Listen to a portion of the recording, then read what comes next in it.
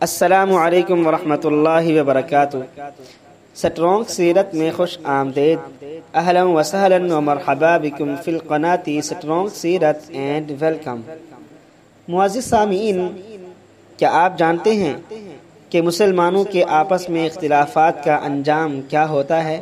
میں آپ کو ایک چھوٹا سا اور مختصر واقعہ سناتا ہوں کہ اندلس، آپ جانتے تو ہوں گے، نام تو سنا ہوگا، جس کے ساحل پر مشہور اسلامی جرنیل طارق بن زیاد نے کشتیاں جلا ڈالی تھیں، جہاں 800 سال تک مسلمانوں نے انتہائی شان و شوکت کے ساتھ حکمرانی کی تھی، جہاں کی جامع مسجد قرطبہ آج بھی مسلمانوں کی عظمت رفتہ پر آنسو بہا رہی ہے، جہاں کی نہریں اور باغات، محل اور کوٹھیاں آج بھی اپنے بنانے والوں کو یاد کرتی ہیں۔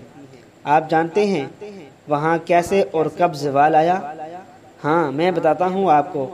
وہاں اسی وقت زوال آیا جب مسلمانوں نے کلام اللہ کو پس پشت ڈال دیا تھا اور وہ فرقوں اور گروہوں میں بٹ گئے تھے۔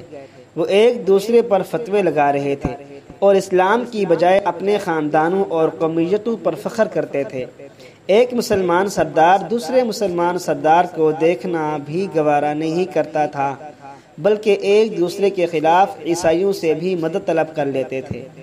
مسلمانوں نے خود عیسائیوں کے ہاتھ خوشی خوشی مسلمانوں کو ذبح کرایا، جس کی وجہ سے عیسائیوں کے دل سے اسلام اور مسلمانوں کا وقار اور رعب ختم ہو گیا۔